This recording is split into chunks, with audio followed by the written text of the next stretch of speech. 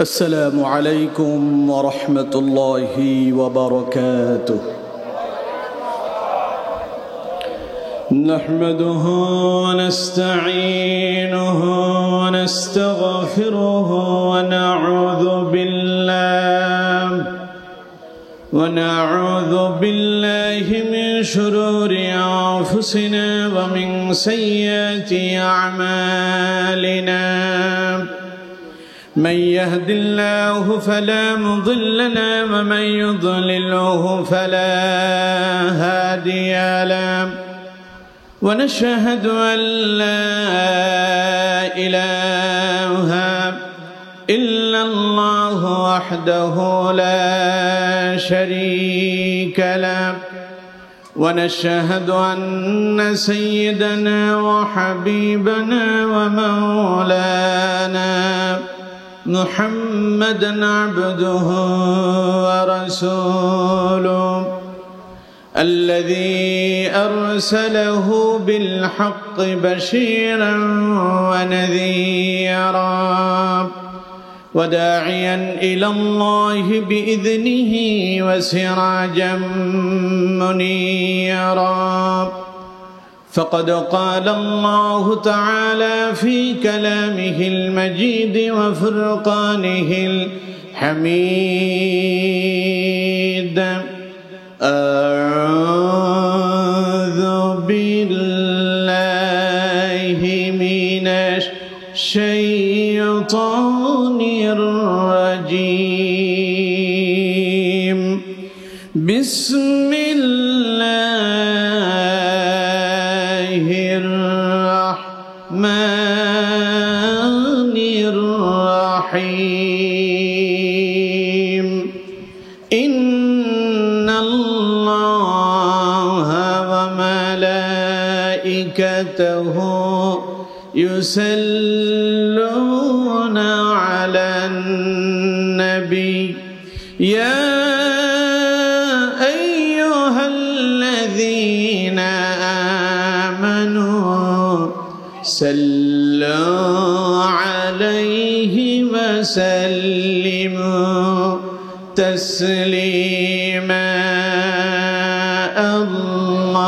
اللهم صل على سيدنا مولانا محمد وعلى آل سيدنا مولانا محمد.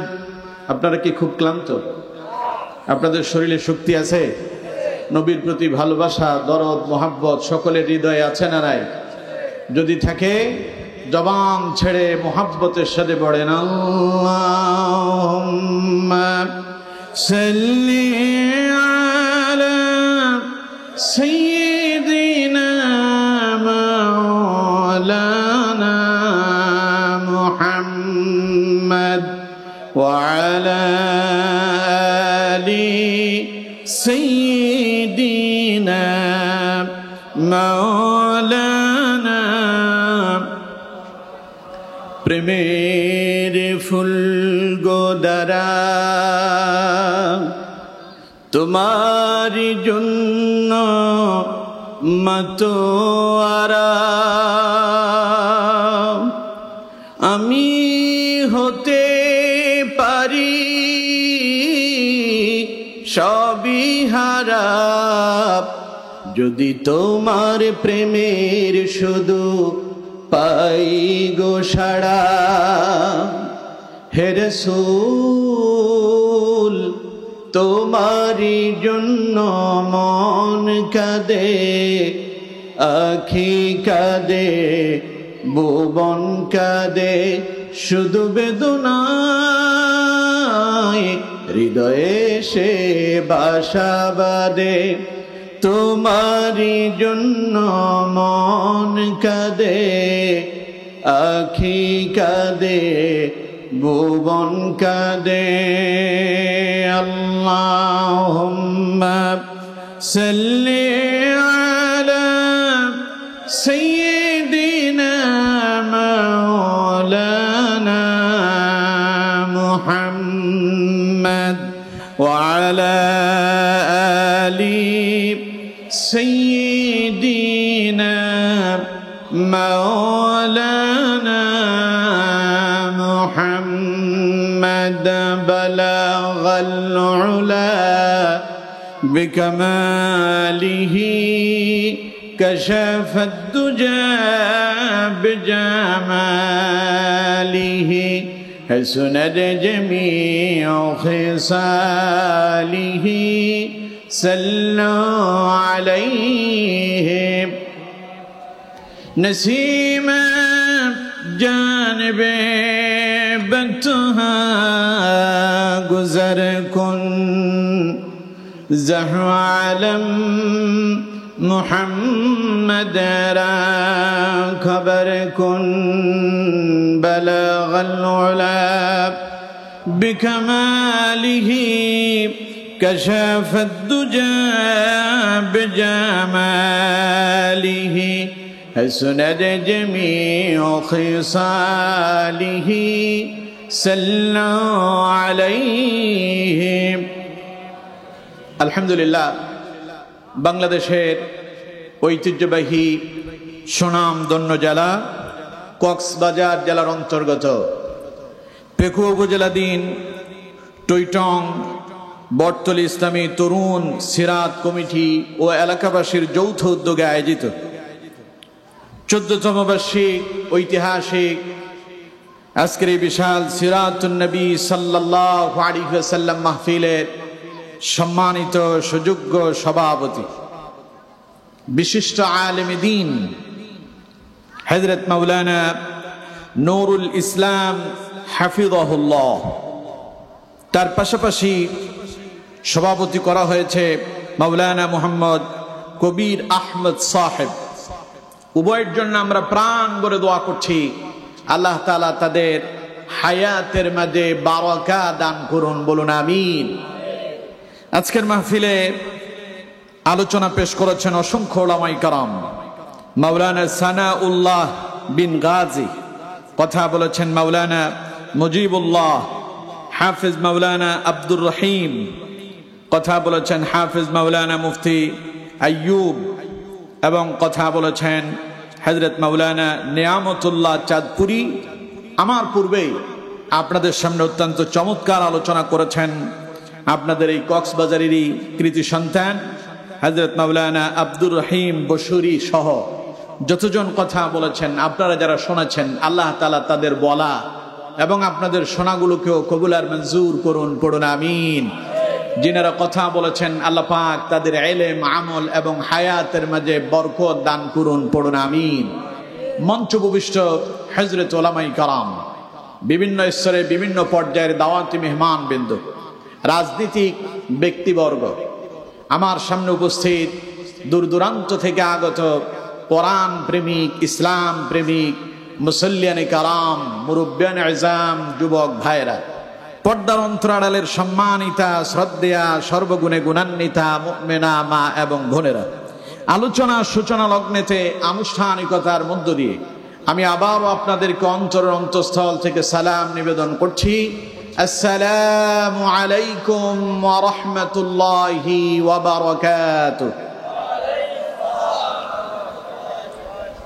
আমরা মহান আল্লাহ সুবহানাহু ওয়া তাআলার দরবারে মস্তক অবনত চিত্তে সুজুদ পেশ করছি, যিনি বিশাল আকাশ এবং বিস্তীর্ণ এই জমিনের মালিক, যিনি সাগর মহাসাগরের মালিক, যিনি কুল কায়নাতের মালিক, যিনি জান্নাত জাহান্নামের মালিক, যিনি আরশ আযীমের মালিক।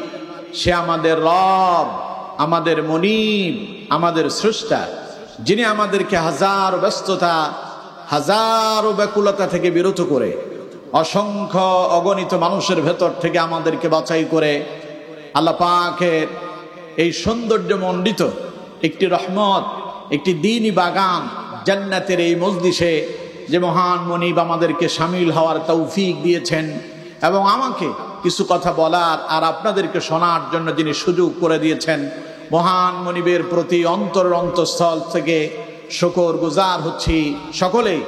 আকাশ বাতাস মুখরিত করে দিলের সমস্ত মোহাব্বতকে উজাড় করে দিয়ে শরীরের সমস্ত শক্তিকে একত্রিত করে চিৎকার মেরে পড়ছি আলহামদুলিল্লাহ।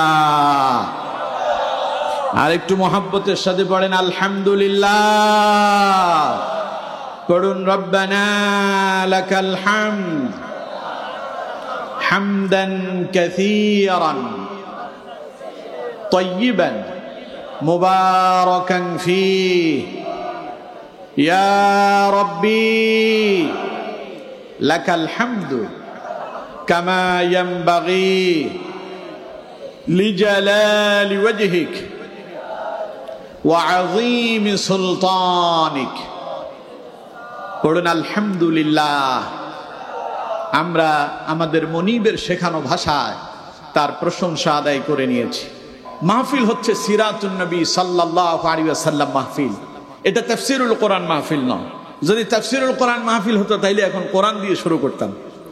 সিরাত মানে জীবনে, আর নবী মানে নবীর জীবনে। তাহলে সিরাতুন নবী শব্দের অর্থ হলো নবী করিম সাল্লাল্লাহু আলাইহি ওয়াসাল্লামের জীবন।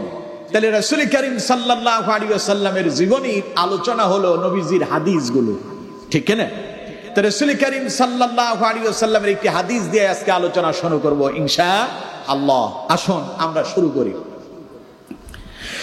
وعن عبد الله بن سلام رضي الله تعالى عنه قال لما قدم النبي صلى الله عليه وسلم المدينة انجفل الناس قبله وقيل قد قدم رسول الله صلى الله عليه وسلم قد قدم رسول الله صلى الله عليه وسلم قد قدم رسول الله صلى الله عليه وسلم ثلاثا فجئت في الناس أنذر فلما تبينت وجهه عرفت أن وجهه ليس بوجه كذاب فكان أول شيء سمعته تكلم به أن قال يا أيها الناس أفشوا السلام وأطعموا الطعام وصلوا الأرحام وصلوا بالليل والناس نيام تدخلوا الجنة بسلام رواه ابن মাজাহ। আমার বন্ধুগণ, হাদিসটি ইবনে মাজাহর ভিতরে এসেছে, পাশাপাশি এটি তিরমিজির ভিতরে এসেছে এবং দারিমির ভিতরে এসেছে। হাদিসটি বর্ণনা করেছেন নবী করিম সাল্লাল্লাহু আলাইহি ওয়াসাল্লামের একজন সাহাবী, নাম হচ্ছে হযরতে আব্দুল্লাহ ইবনে সালাম রাদিয়াল্লাহু তাআলা আনহু। হযরতে আব্দুল্লাহ ইবনে সালাম রাদিয়াল্লাহু তাআলা আনহু হলেন সেই সাহাবী যিনি নবী করিম সাল্লাল্লাহু আলাইহি ওয়াসাল্লামের হিজরতের পরে নবীজি যখন মদিনায় গেলেন, মদিনায় যাওয়ার পরের দিনই তিনি ঈমান কবুল করেছিলেন। পড়েন সুবহানাল্লাহ। তার ব্যক্তিগত পরিচয় ছিল তখন তিনি ইহুদি ধর্মের পাণ্ডিত্য অর্জন করেছিলেন, ইহুদি ধর্মের তিনি আলেম ছিলেন। মদিনার লোকদের কাছে তিনি ধর্মীয় সম্মানিত একজন গুরু হিসেবে পরিচিত লাভ করেছিলেন। এবং হযরত আব্দুল্লাহ ইবনে সালাম রাদিয়াল্লাহু তাআলা আনহু তিনি তাওরাত কিতাব সম্পর্কে ভালোই জ্ঞান অর্জন করেছিলেন। ফলে নবী করিম সাল্লাল্লাহু আলাইহি ওয়াসাল্লামের আগমন সম্পর্কে কিছু আলামত সম্পর্কে তিনি আগে থেকেই পূর্ববর্তী কিতাব, যেহেতু তিনি ভালোই পাণ্ডিত্য অর্জন করেছিলেন, সেই কিতাব থেকে তিনি কিছুটা ধারণা পেয়েছিলেন। প্রথম দিন তিনি রাসূলুল্লাহকে দেখেছিলেন। আমি যে হাদিস আপনাদের সামনে তিলাওয়াত করলাম, এটা হলো প্রথম দিন তিনি হুজুরকে দেখার পরে তিনি হুজুরের জবান থেকে যে গুরুত্বপূর্ণ মেসেজগুলো শুনেছিলেন সেই কথাগুলো তিনি বর্ণনা করেছেন। কিন্তু প্রথম দিন তিনি ইসলাম কবুল করলেন না। প্রথম দিন তিনি ইসলাম কবুল করলেন না। প্রথম দিন তিনি এলেন, নবীজির চেহারা মুবারক দেখলেন, রাসূলুল্লাহর জবান থেকে কিছু গুরুত্বপূর্ণ কথা শুনলেন। শোনার পরে তিনি বুঝতে পেরেছেন ইনি হবেন সত্যিকারের নবী। তবে হযরতে আব্দুল্লাহ ইবনে সালাম রাদিয়াল্লাহু তাআলা আনহু আজ ইসলাম কবুল করলেন না, বাড়িতে ফেরত চলে গেলেন। পরের দিন তিনি আবার এলেন, এসে রাসূল করিম সাল্লাল্লাহু আলাইহি ওয়াসাল্লামের সামনে বসলেন। নবীজির দরবারে বসে হযরত আব্দুল্লাহ ইবনে সালাম রাদিয়াল্লাহু তাআলা আনহু তিনি রাসূলুল্লাহকে বললেন, ইয়া রাসূলুল্লাহ সাল্লাল্লাহু আলাইহি ওয়াসাল্লাম, আমি আপনাকে 3টা প্রশ্ন করব, যেই প্রশ্ন গুরুর জবাব, সঠিক জবাব নবীরা ছাড়া আর কেউ জানে না। সুবহানাল্লাহ। আমি আপনার এমন 3টা প্রশ্ন করব, যে 3টা প্রশ্নের জবাব নবীরা ছাড়া আর কেউ জানে না।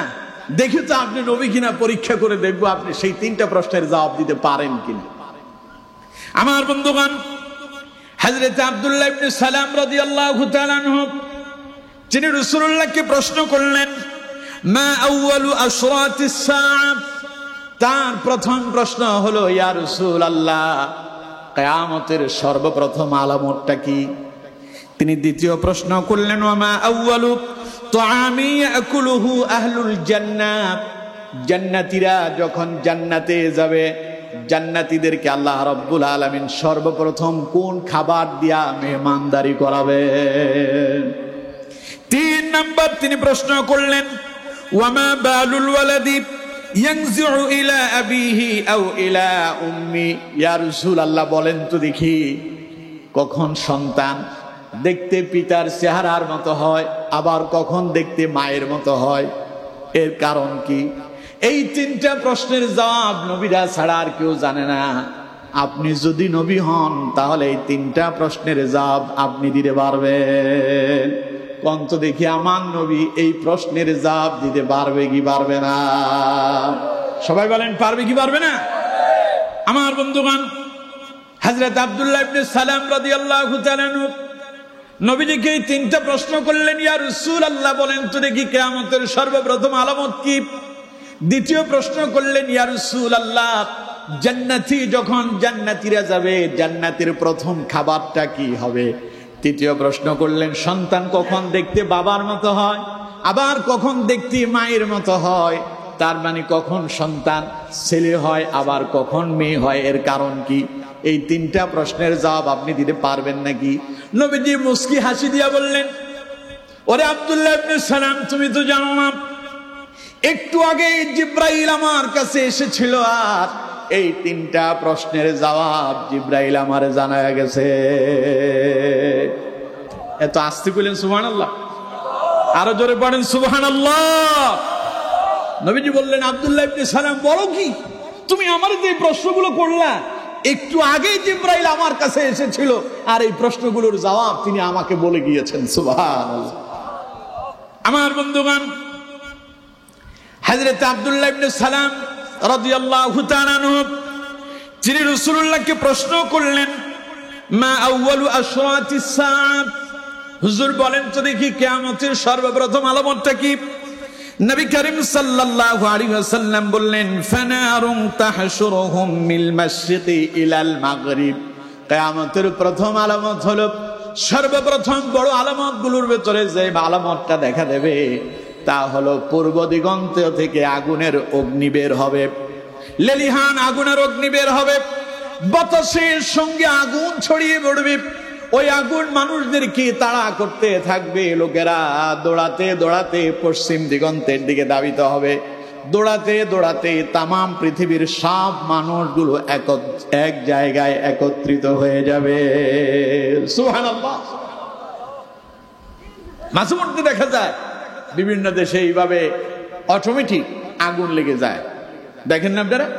আগুন লেগে যায়, সব পুরো ছাই হয়ে যাচ্ছে। বিমান দিয়ে পানি ঢালে, হেলিকপ্টার দিয়ে ঢালে, ওদের যে ফায়ার সার্ভিস আছে ওদেরকে দিয়ে চেষ্টা করে, কিন্তু আগুন নেভানো যায় না। কারণ এই আগুন কে লাগায়? চিল্লায় বলেন কে? তবে রাসূল কারীম সাল্লাল্লাহু আলাইহি ওয়াসাল্লাম বলছেন, কিয়ামতের আগে এমন এক আগুন লাগবে, পূর্ব দিগন্ত থেকে আগুন শুরু হবে, লোকেরা দৌড়াতে দৌড়াতে পশ্চিম দিগন্তে যাবে, সব মানুষগুলোকে এক জায়গায় আল্লাহ পাক জামায়াত করবেন। প্রথম প্রশ্নের জবাব রাসূলুল্লাহ দিলেন। দ্বিতীয় প্রশ্নটা কি ছিল বলে গেছেন?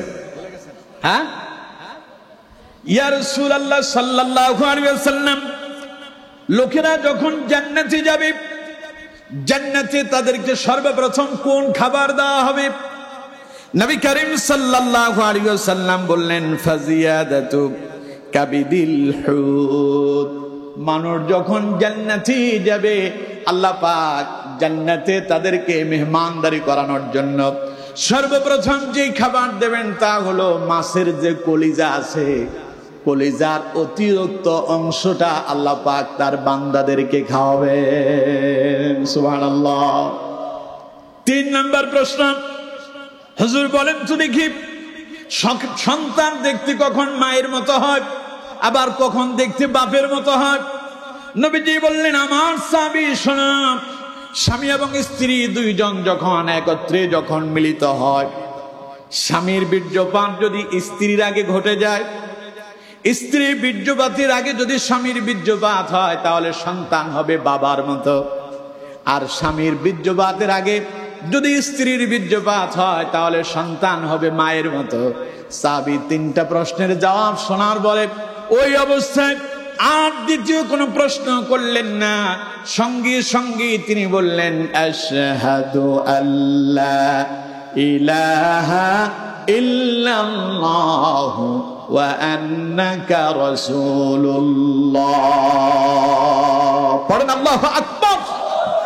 তিনি বললেন, আশহাদু আল্লা ইলাহা ইল্লাল্লাহ, আমি সাক্ষ্য দিচ্ছি আল্লাহ ছাড়া আর কোনো ইলাহ নাই, ওয়া আন্নাকা রাসূলুল্লাহ, এবং আপনি নিশ্চয়ই আল্লাহর প্রেরিত একজন রাসূল।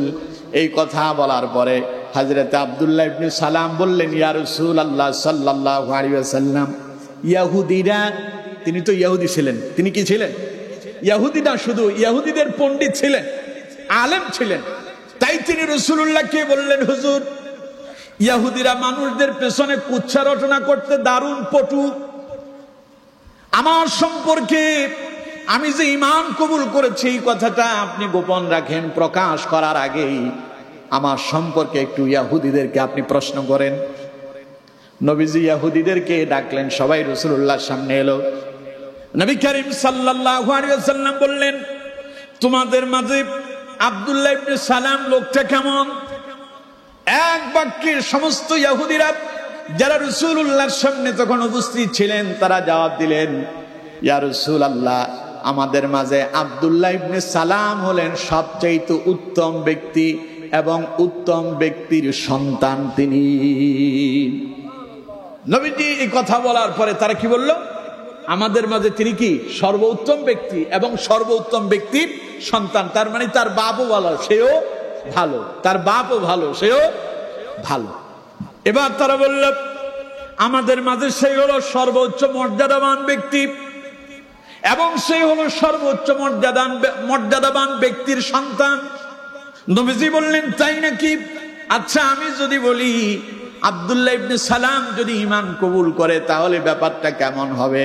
তোমাদের কাছে কেমন লাগবে? উপস্থিত ইহুদিরা বলল, আল্লাহ মাফ করুন, তিনি যেন এই কাজটা না করেন। নবীজি বললেন, আবারও একই প্রশ্ন করলেন, আচ্ছা, সে যদি আসলে ঈমান কবুল করে তাইলে ব্যাপারটা কেমন হবে? তারা বলল যে আল্লাহ মাফ করুন, এমনটা যেন না হয়। এই কথা শুনলেন হযরত আব্দুল্লাহ ইবনে সালাম আড়াল থেকে।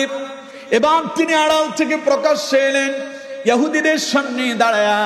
এবার তিনি ঘোষণা দিলেন, আশহাদু আল্লা, পড়েন, আশহাদু আল্লা ইলাহা ইল্লাল্লাহু ওয়া আন্না মুহাম্মাদান আবদুহু ওয়া রাসূলুহু।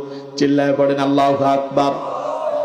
হযরত আব্দুল্লাহ ইবনে সালাম বললেন, ইহুদিরা, তোমরা সাক্ষী থেকো, আমি সাক্ষ্য দিচ্ছি আল্লাহ ছাড়ার কোনো ইলাহ নাই, আল্লাহ ছাড়ার কোনো আইন দাতা নাই, বিধান দাতা নাই, রিজিক দাতা নাই, হায়াত দাতা নাই।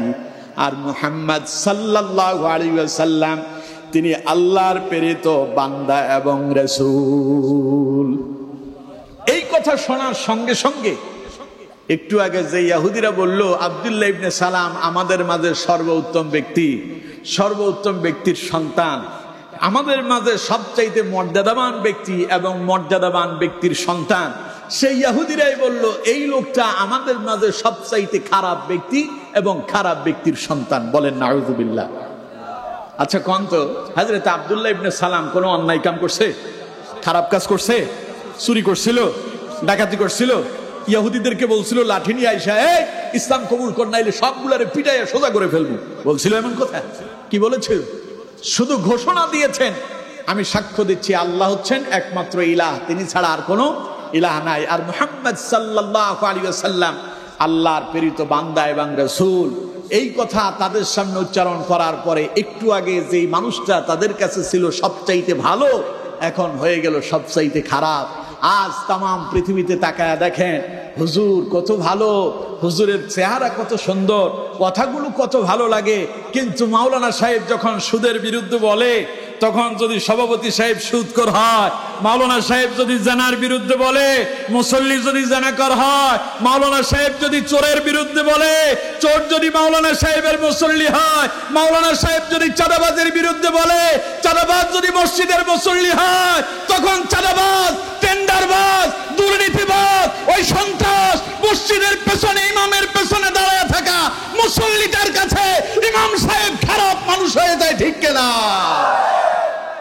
আজকে আমার দেশে ইসলামের কথা যখন আমরা বলি, আমরা যখন চাঁদাবাজের বিরুদ্ধে বলি, আমরা যখন সন্ত্রাসের বিরুদ্ধে বলি, আমরা যখন টেন্ডারবাজের বিরুদ্ধে বলি, আমরা যখন সুদের বিরুদ্ধে বলি, আমরা যখন ইয়াবার বিরুদ্ধে বলি, আমরা যখন ফ্যাসিস্টদের বিরুদ্ধে বলি, আমরা যখন আল্লাহর কোরআন দিয়ে আগামী পার্লামেন্ট চালানোর কথা বলি, আমরা যখন আল্লাহর আইন দিয়ে রাষ্ট্র পরিচালনার কথা বলি, আমরা যখন আল্লাহর বিধান কায়েমের কথা বলি, আমার দেশের এক শ্রেণীর নাস্তিকেরা, আল্লাহর কোরআন বিরোধীরা আমাদেরকে রাজাকার আর মৌলবাদ বলে আমাদের কথাগুলো বন্ধ করে দিতে চায়, ঠিক কিনা?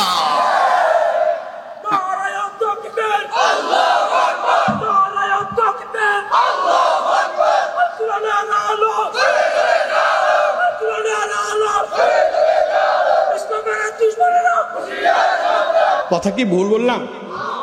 মাওলানা সাহেব এতক্ষণ খুব ভালো আলোচনা করতেছিল, হুজুর এতক্ষণ খুব ভালো আলোচনা করতেছিল, কেউ কেউ বলবে এই তো দিল, হ্যাঁ কি মুরব্বী বলবেন এমন কথা? দেশটা আমাদের এইভাবেই চলছে। সুতরাং বন্ধুগণ আমার, হযরত আব্দুল্লাহ ইবনে সালাম রাদিয়াল্লাহু তাআলা আনহু ইসলাম কবুল করলেন আর ইহুদিদের দুশমন হয়ে গেলেন। আমার নবী যখন মক্কা নগরীতে এখনো কালেমার দাওয়াত দেওয়া শুরু করলেন না, নবীজি যখন মানুষের কাছে এখনো কালেমার দাওয়াত দেন নাই, কিন্তু তিনি নবুয়ত প্রাপ্ত হয়েছিলেন। বিশ্ব নবী কুরাইশের লোকদেরকে ডাক দিলেন পাহাড়ের উপরে উঠে, ইয়া কুরাইশ তাল, ও কুরাইশের লোকেরা এইদিকে আসো। কুরাইশের সমস্ত লোকেরা রাসূলুল্লাহর সামনে এসে হাজির হয়ে গেল। নবীজি বললেন, আচ্ছা বলো তো দেখি তোমাদের মাঝে আমি কেমন ব্যক্তি? এক বাক্যে কাফেররা সামনে দাঁড়িয়ে থাকা সব মানুষগুলো বলল, মুহাম্মদ আমাদের মাঝে তুমি সবচাইতে শ্রেষ্ঠ উত্তম ব্যক্তি, তোমার মতো ভালো মানুষ আমাদের মক্কাতে আর একটাও নাই, তোমার মতো এমন চরিত্রবান আর একটাও নাই, তোমারে আমরা এত বিশ্বাস করি যার কারণে তোমার নাম দিয়েছি আমরা আল আমিন। সুবহানাল্লাহ। কম নবীজি বললেন, এত বিশ্বাস করো নাকি? আচ্ছা আমি যদি বলি পাহাড়ের পদদেশে পেছন দিকে শত্রু বাহিনী দাঁড়িয়ে আছে, যে কোনো মুহূর্তে তোমাদের উপর আক্রমণ করতে পারে, কথা আমার বিশ্বাস করবে নাকি? কাফেরেরা বলল, মুহাম্মদ তুমি যদি বলো ওই শত্রুদের মোকাবেলার জন্য আমরা এখনই প্রস্তুতি গ্রহণ করছি। কি বিশ্বাস! নবীজি বললেন, আমি যদি বলি আগামী দিন সূর্যটা পশ্চিম দিগন্ত উদিত না হয়ে পূর্ব দিগন্ত উদিত না হয়ে পশ্চিম দিগন্ত উদিত হবে, বিশ্বাস করো নাকি? উপস্থিত সমস্ত জনগণ এক বাক্যে জবাব দিল, মুহাম্মদ আমরা তোমারে এত বিশ্বাস করি, এত তোমারে মানি, তুমি যদি বলো আগামীকাল সূর্য পূর্ব দিগন্ত উঠবে না, পশ্চিম দিগন্ত উদিত হবে, যতক্ষণ পর্যন্ত সূর্য উদিত না হচ্ছে ততক্ষণ পর্যন্ত মেনে নিতে বাধ্য হব। কি সুন্দর চমৎকার কথা, ঠিক না? কথা কয় না, ঠিক না? এবার নবীজি বললেন, ও কুরাইশের লোকেরা, ও মক্কার লোকেরা, ফায়া আইয়ুহান নাস, হে মানব গোষ্ঠী, তোমরা কি জানো নাকি আমি কে? ইন্নী রাসূলুল্লাহি ইলাইকুম জামিআ। আল্লাহ তাআলা আমাকে গোটা পৃথিবীর জন্য, বিশ্ববাসীর জন্য তিনি আমাকে রাসূল করে প্রেরণ করেছেন। সুবহানাল্লাহ। এই কথা শোনার পরে সামনে উপস্থিত মানুষগুলো খুব খুশি, না? একটু আগে বলছো তুমি আমাদের ভিতরে সবচাইতে শ্রেষ্ঠ ব্যক্তি। আচ্ছা কোন তো নবীরা কি পৃথিবীতে সবচাইতে উৎকৃষ্ট না নিকৃষ্ট? সবাই বলেন উৎকৃষ্ট না নিকৃষ্ট? নবীদের উপরে এই পৃথিবীতে মানব সম্প্রদায়ের ভেতরে জিন জাতি বলেন, মানব জাতি বলেন, ফেরেশতা কুল বলেন, সবার উপরে নবীদের মর্যাদা কে দিয়েছেন? আরো জোরে বলেন কে? কিন্তু এই নবী যদি বলে আল্লাহ আমারে নবী করে প্রেরণ করেছেন, কে বলছেন? মুহাম্মদ সাল্লাল্লাহু আলাইহি ওয়াসাল্লাম। একটু আগে সবাই বলল তুমি উত্তম ব্যক্তি, তোমার চরিত্র সবার চাইতে আলাদা, তোমার মতো মানুষই হয় না, যা বলো তাই বিশ্বাস করব। তোমারে তো আমরা আলামিন বলেছি, মহাবিশ্বের মহাবিশ্বাসী বলে আমরা তোমারে স্বীকৃতি দিয়েছি, তাহলে কেন তোমারে বিশ্বাস করব না? রাসূলুল্লাহ যখন বুঝতে পারলেন হ্যাঁ এই লোকগুলোর অন্তরে তো আমার প্রতি দারুণ মহাব্বত আছে, বুঝা গেল এখন তাদেরকে কালেমার দাওয়াত দেওয়া যাবে, দিলেই কাজে লাগবে। নবীজি যখন দাওয়াত দিলেন, যখনই বললেন ইন্নী রাসূলুল্লাহি ইলাইকুম জামিআ, নিঃসন্দেহে অবশ্যই আমি তোমাদের মাঝে আল্লাহর একজন রাসূল হয়ে সমগ্র পৃথিবীবাসীর জন্য এসেছি। সুবহানাল্লাহ। লোকগুলোর চেহারা মলিন হয়ে গেল। কেউ কেউ মনে মনে চিন্তা করতেছে আল্লাহ বুঝি আর মানুষ দেখলো না। তোমার বাপ নাই, জন্মের পরে তোমার মা ইন্তেকাল করছিল, কিছুদিন পরে তুমি তোমার দাদার কাছে লালিত পালিত হয়েছিলে, তোমার দাদার ইন্তেকালের পরে চাচার কাছে লালিত পালিত হইছো, তোমারে বুঝি আল্লাহ নবী বানালো, আল্লাহ বুঝি আর কারোরে দেখলো না। আমার বন্ধুগণ, কিন্তু কেউ সাহস করে কথা বলে না, মনে মনে বলতেছে। সামনে দাঁড়িয়ে থাকা নবীজির প্রতিবেশী, নবীজির চাচা আবু লাহাব বলল তাব্বাত ইয়াদা আবি লাহাবিন ওয়া তাব। নবীজির চাচা আবু লাহাব বলল হে মুহাম্মদ তুমি ধ্বংস হয়ে যাও। সঙ্গে সঙ্গে আল্লাহ আয়াত নাযিল করলেন তাব্বাত ইয়াদা আবি লাহাবিন ওয়া তাব মা আগনা আনহু মালুহু ওয়া মা কাসাব سيصلى نارا ذات لهب وامرأته حمالة الحطب في جيدها حبل من مسد। পড়েন আল্লাহু আকবার। নবীজির চাচা, আপন মানুষ, কাছের মানুষ আবু লাহাব বলল মুহাম্মদ তুমি ধ্বংস হয়ে যাও। নবীজি চুপ করে দাঁড়ায় আছেন। নবীজি মনে করলেন এখন দাওয়াত দিলে কাজে লাগবে। আবু লাহাব জবাব দিল মুহাম্মদ তুমি ধ্বংস হয়ে যাও। তুমি কি করে নিজের নবী দাবি করেছো? নবীজি কোনো কথা বললেন না। আল্লাহ পাক জবাব দিলেন আর বললেন ওরে আবু লাহাব শুনে রাখ, আমার নবী কখনো ধ্বংস হবে না। আমার নবীকে আমি ধ্বংস হওয়ার জন্য সৃষ্টি করি নাই, বরং তুই আবু লাহাব আমার রাসূলের বিরুদ্ধে আঙ্গুল উঁচু করেছিস। আমি আল্লাহ তোরে অভিশাপ দিলাম, তুই নিজেই ধ্বংস হয়ে গেলি। ঘোষণা কার? জোরে বলেন কার? মা আগনা আনহু মালুহু ওয়া মা কাসাব। তোর হাতও ধ্বংস, তোর সম্পদও ধ্বংস, কিছুই তোর কাজে আসবে না। সবগুলোকে যিনি নস্যাৎ করে দিলেন, ধ্বংস করে দিলেন, তিনি কে? সুতরাং তোমার অনেক টাকা থাকতে পারে, তোমার অনেক পাওয়ার থাকতে পারে, তোমার অনেক ক্ষমতা থাকতে পারে, তুমি অনেক বড় দলের নেতা হতে পারো, বিশাল বড় লিডার হতে পারো, তোমার অনেক ক্ষমতা থাকতে পারে, যদি আল্লাহর কোরআন আর রাসূলুল্লাহর বিরুদ্ধে যদি যাও, আবু লাহাবের মতো তোমারে আল্লাহ নাস্তানাবুদ করে ছাড়বেন, ঠিক কিনা? তোমার অবস্থা হবে ফেরাউনের মতো, তোমার অবস্থা হবে নমরুদের মতো, তোমার অবস্থা হবে কারুনের মতো, তোমার অবস্থা হবে আবু জাহেলের মতো, তোমার অবস্থা হবে আবু লাহাব, উতবা, সাইবা, মুগিরাদের মতো। আল্লাহ রাব্বুল আলামিন তোমারেও জিল্লতি দিয়া দুনিয়া থেকে তোমার নাম নিশানা মুছে দেবে, ঠিক না? আমাদের দেশে যেই লোকটা বিগত 16 বছর কোরআনের বিরোধিতা করছিল, কোরআনের আইন দিয়ে রাষ্ট্র পরিচালনা করতে চাই নাই, কোরআন প্রেমিকদেরকে ধরে ধরে জেলখানায় বন্দী করছিল, সেই আমাদের বিগত 16 বছরের আগের সেই প্রধানমন্ত্রীর নাম কি? সবাই বলেন কি? হাসিনা শব্দের অর্থ সুন্দরী। নামের অর্থ কি? সুন্দরী। এখন আপনার একখান মেয়ে হয়েছে, আপনারও যদি বলা হয় যে আপনার মেয়েটার নাম রাখেন হাসিনা, আপনি রাখবেন? কে? কারণ এটা এখন আমাদের কাছে কলঙ্কিত, ঠিক কিনা? আপনার একখান ছেলে হয়েছে, আপনারা যদি বলা হয় ছেলেটার নাম রাখেন আবু জাহেল, রাখবেন? যদি বলা হয় ফেরাউন, রাখবেন?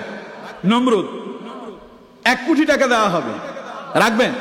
আপনি বলবেন যে প্রয়োজনে মরে যাব, তারপর ওই রকম শয়তানদের নামে নিজের সন্তানের নাম রাখবো না, ঠিক কিনা? তো এই জন্য যারা কোরআনের বিরোধিতা করছেন, যারা আলেমদের বিরোধিতা করছেন, যারা ইসলামের বিরোধিতা করছেন, আল্লাহর আইনের বিরুদ্ধে যারা বিদ্যাঙ্গুলি প্রদর্শন করছেন, আপনাদের অবস্থায় ফেরাউন নমরুদের মতো হবে, নাম নিশানা মুছে যাবে, মানুষ আপনাদের নাম শুনলেই থুতু নিক্ষেপ করবে, ঠিক কিনা? এই জন্য সাবধান এবং সচেতন হতে হবে। পারবো আমরা ইনশাআল্লাহ? জোরে বলেন পারবো ইনশাআল্লাহ। কোথা থেকে এসেছি স্মরণ আছে? হযরত আব্দুল্লাহ ইবনে সালাম রাদিয়াল্লাহু তাআলা আনহু ঈমান কবুল করলেন হিজরতের, রাসূলুল্লাহর হিজরতের কয়দিন পরে? ভুলে গেছেন? একদিন পরে। কয়দিন পরে? প্রথম দিন রাসূলুল্লাহরে দেখলেন, কিন্তু ওই দিন ঈমান কবুল করেন নাই। রাসূলের জবান থেকে কিছু পবিত্র কথা শুনেছেন, সেগুলোই আপনাদেরকে আজকে শোনাবো ইনশাআল্লাহ। দ্বিতীয় দিন তিনি রাসূলুল্লাহকে কিছু প্রশ্ন করলেন, নবীজি জবাব দেওয়ার পরে হযরত আব্দুল্লাহ ইবনে সালাম রাদিয়াল্লাহু তাআলা আনহু তিনি ঈমান কবুল করলেন।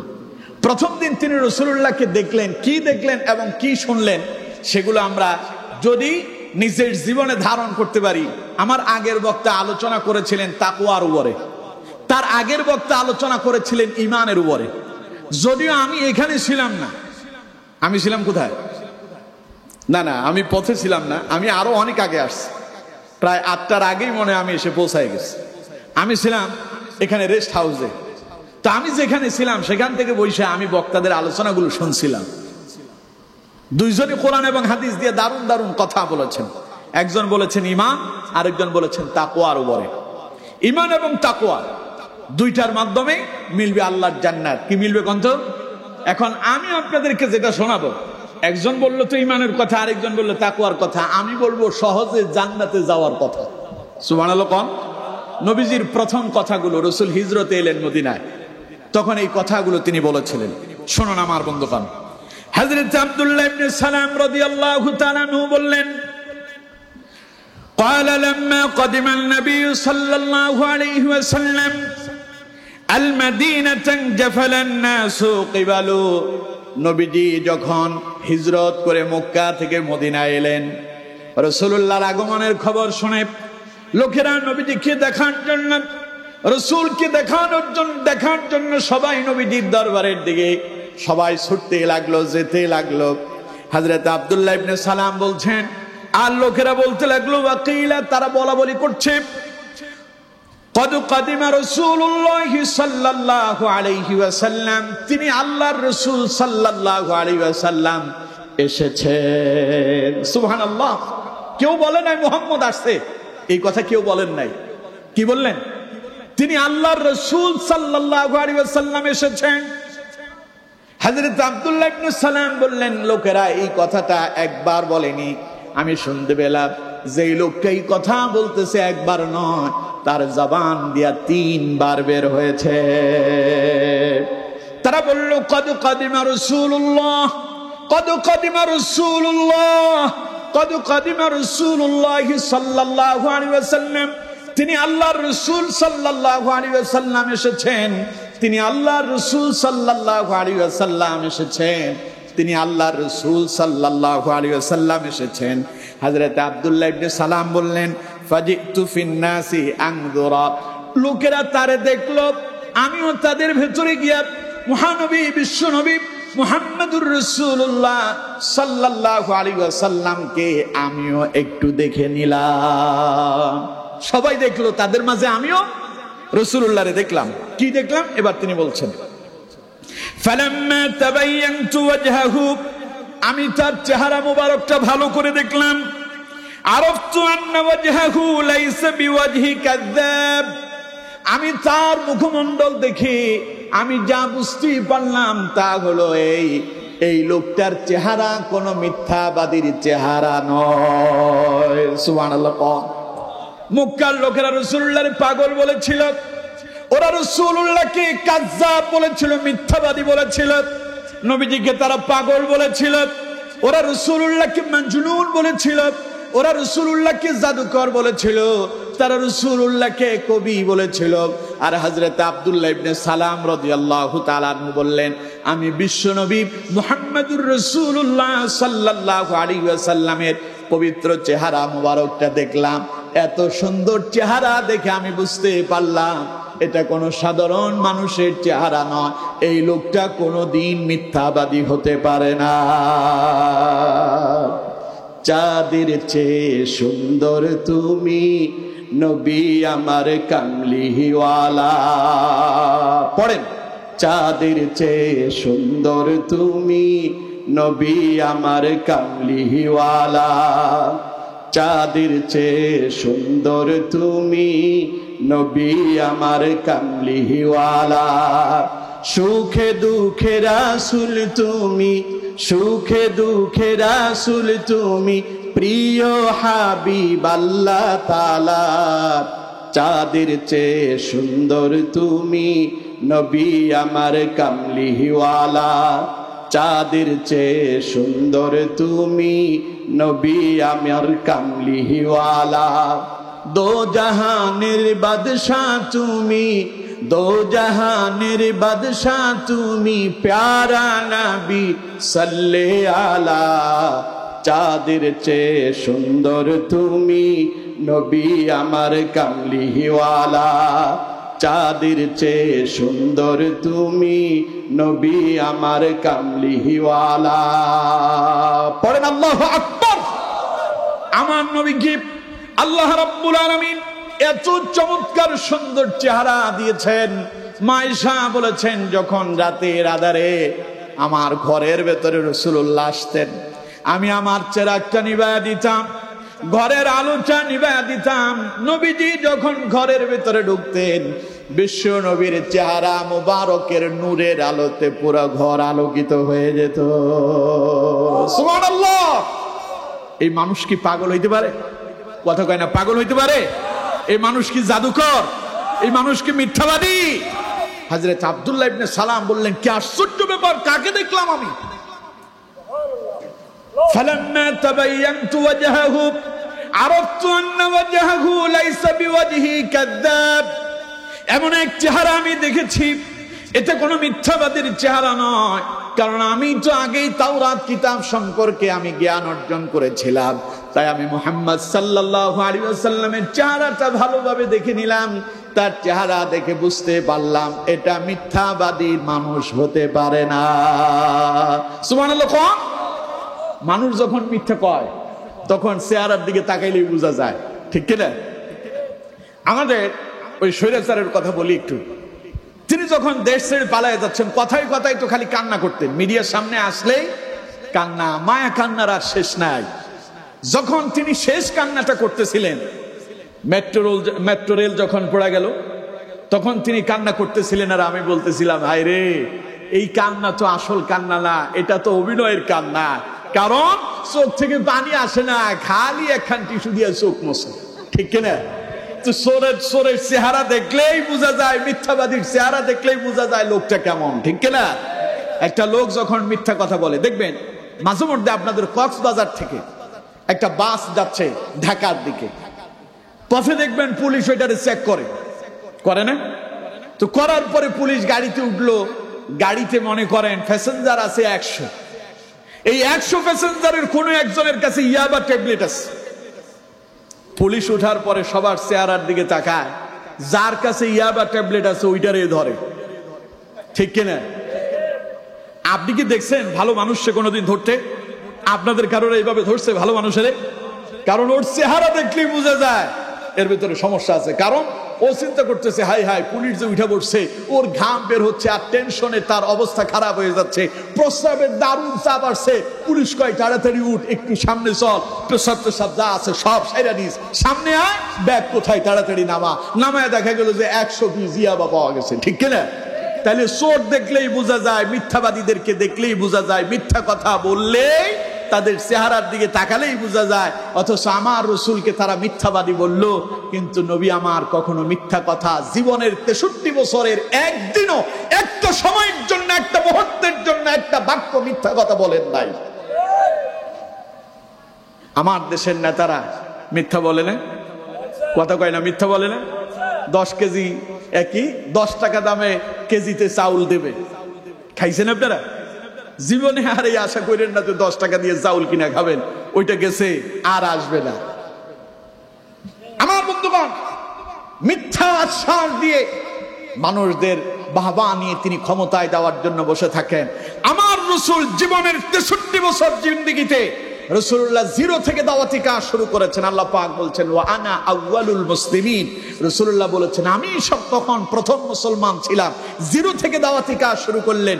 জীবনের এই দাওয়াতি কাজ করতে গিয়া রাসূল মানুষের কাছে নিজেকে নবী বলে পরিচয় করতে গিয়া একটা মুহূর্তের জন্য, একটা সেকেন্ডের জন্য, একটা ন্যানো সেকেন্ড, মাইক্রো সেকেন্ড সময়ের জন্য রাসূল মিথ্যা কথা বলেন নাই। পড়েন না সুবহানাল্লাহ। এমন নবী হযরত আব্দুল্লাহ ইবনে সালাম দেখেই বললেন এটা মিথ্যাবাদীর চেহারা হতে পারে না। এই জন্য আমার বন্ধুগণ, আমি বলি, মাঝে মধ্যে বলি আর কি, আমার দেশে যত নেতা আছে জীবনে মিথ্যা কথা আছে, ফাহিশা কথা আছে, মন্দ কাজ আছে, কিন্তু একজন নেতার জীবনে কোনো মিথ্যা কথা নাই, তিনি মুহাম্মাদুর রাসূলুল্লাহ সাল্লাল্লাহু আলাইহি ওয়াসাল্লাম। এই জন্য নেতা হিসেবে, আদর্শ হিসেবে আদর্শ গ্রহণ করতে হবে মুহাম্মাদুর রাসূলুল্লাহ সাল্লাল্লাহু আলাইহি ওয়াসাল্লামের আদর্শ। পারবো আমরা? কথা কয় না, পারবো আমরা? আমরা স্লোগান দিই অমুক নেতার চরিত্র ফুলের মতো পবিত্র, খোঁজ নিয়ে দেখেন তার চরিত্র ছাগলের পায়খানার চাইতে নিকৃষ্ট। অথচ ফুলের মতো পবিত্র চরিত্র ছিল মুহাম্মাদুর রাসূলুল্লাহ সাল্লাল্লাহু আলাইহি ওয়াসাল্লাম। আর রাসূল করিম সাল্লাল্লাহু আলাইহি ওয়াসাল্লাম তার সাহাবীদের ব্যাপারে বলেছেন আমার এক একজন সাহাবী আকাশের এক একটা নক্ষত্রের মতো। পড়েন সুবহানাল্লাহ। সুতরাং বন্ধু আমার, নেতা হিসেবে রাসূলকে গ্রহণ করেন, আদর্শ হিসেবে রাসূলুল্লাহর আদর্শ গ্রহণ করেন। জীবনে বিফল হবেন না, জীবনে কখনো পথভ্রষ্ট হবেন না, পথহারা হবেন না। আপনি দুনিয়াও কল্যাণ পাবেন, পরকালে আল্লাহর জান্নাতের মেহমান হতে পারবেন। এই জন্য নেতা হিসেবে গ্রহণ করব যারে, তার নাম মুহাম্মাদুর রাসূলুল্লাহ। পড়েন সাল্লাল্লাহু আলাইহি ওয়াসাল্লাম। অসুবিধা হচ্ছে আপনাদের? ছেড়ে দেব? মোটামুটি 12টা বেজে গেছে। হযরত আব্দুল্লাহ ইবনে সালাম নবীজির চেহারা দেখে বললেন এটা মিথ্যাবাদীর চেহারা হতে পারে না। আমি বিশ্ব নবীর চেহারা মুবারকটা দারুণ ভাবে দেখেছি। এবার হযরত আব্দুল্লাহ ইবনে সালাম রাদিয়াল্লাহু তাআলা আনহু বললেন আমি তার জবান থেকে কিছু কথা শোনার জন্য বসে আছি, তিনি কি বলেন আমি তা শুনতে চাই। হযরত আব্দুল্লাহ ইবনে সালাম রাদিয়াল্লাহু তাআলা আনহু বলছেন ফাকানা আউওয়ালা শাইইন সামি'তুহু তাকাল্লামা বিহি। আমি সর্বপ্রথম নবীজি হিজরত করে মদিনায় আসার পরে তার পবিত্র জবান থেকে যে কথাগুলো শুনলাম তা হলো আন ক্বালা, তিনি বলেন ইয়া আইয়ুহান নাস। রাসূলুল্লাহ বলেছেন। কে বলছেন? সবাই বলেন কে বলেছেন? হযরত আব্দুল্লাহ ইবনে সালাম বলছেন বিশ্বনবীর পবিত্র জবান মুবারক থেকে আমি প্রথম কথা শুনছি। নবীজি বলছেন ইয়া আইয়ুহান নাস, হে মানব গোষ্ঠী। নবীজি বলেন নাই হে মদিনাবাসী, নবীজি বলেন নাই হে মক্কাবাসী। তার মানে বিশ্ব নবী আগে এবং পরে আমরা যারা এসেছি, রাসূল সবাইকে উদ্দেশ্য করে বললেন ইয়া আইয়ুহান নাস, হে গোটা পৃথিবীর মানব গোষ্ঠী। এবার রাসূলুল্লাহ বললেন আফশুস সালাম ওয়া আত'ইমুত তা'আম ওয়াসিলুল আরহাম ওয়াসাল্লু বিল-লাইলি ওয়ান-নাসু নিয়ামুন তাদখুলুল জান্নাতা বিসালাম। পড়েন আল্লাহু আকবার। প্রথম কথা রাসূল বলছেন আফশুস সালাম, বেশি বেশি সালামের প্রসার ঘটাও। সুবহানাল্লাহ। সালাম। আমি যখন এখানে বসেছিলাম প্রথমে কি দিয়েছিলাম কন্ত? খুতবা দেওয়ার আগে কি বলেছিলাম? না কথা বলে সালাম দিয়েছিলাম? সালাম আমি 2 বার দিয়েছিলাম, কিন্তু প্রথমবার আমি শুরু করার আগেই দিয়েছি, দ্বিতীয়বার সালাম দিয়েছিলাম আনুষ্ঠানিকভাবে। অনেকে আমাদেরকে প্রশ্ন করেন, অনেকে বলে যে বক্তাদেরকে দেখি প্রথমে একবার সালাম দেয়, পরে আবার সালাম দেয়, এটার কোনো মানি বুঝলাম না। প্রথমবার যখন সালাম দিছিলাম লোক সংখ্যা কিন্তু সবাই এরকম ছিল না, মাঝখানে 2-4 জন অনুপস্থিত ছিল, 20 জন অনুপস্থিত ছিল। পরে এই মানুষগুলো আবার এলো, তখন আনুষ্ঠানিকভাবে সবাইকে আবার সালাম দিলাম। কথা বুঝতে পারছেন? নবী করিম সাল্লাল্লাহু আলাইহি ওয়াসাল্লাম বললেন আফশুস সালাম। প্রথম কথা কি? সালামের প্রসার করো, সালামের প্রসার ঘটাও, বেশি বেশি সালাম দাও, পরস্পরের মাঝে সালামের ব্যাপক প্রচলন ঘটাও। এখন প্রশ্ন হলো, আমরা কি সবাই সালাম দেই? যে ইনশাআল্লাহ কিছু মানুষ তো পাওয়া যাবে, আলহামদুলিল্লাহ। কিন্তু আমাদের মাঝে অনেক মানুষ আছে সালাম দিতে পারে না, আছে না এরকম? সবাই বলেন আছে না? আচ্ছা, আপনারা কি রাগ করতেছেন?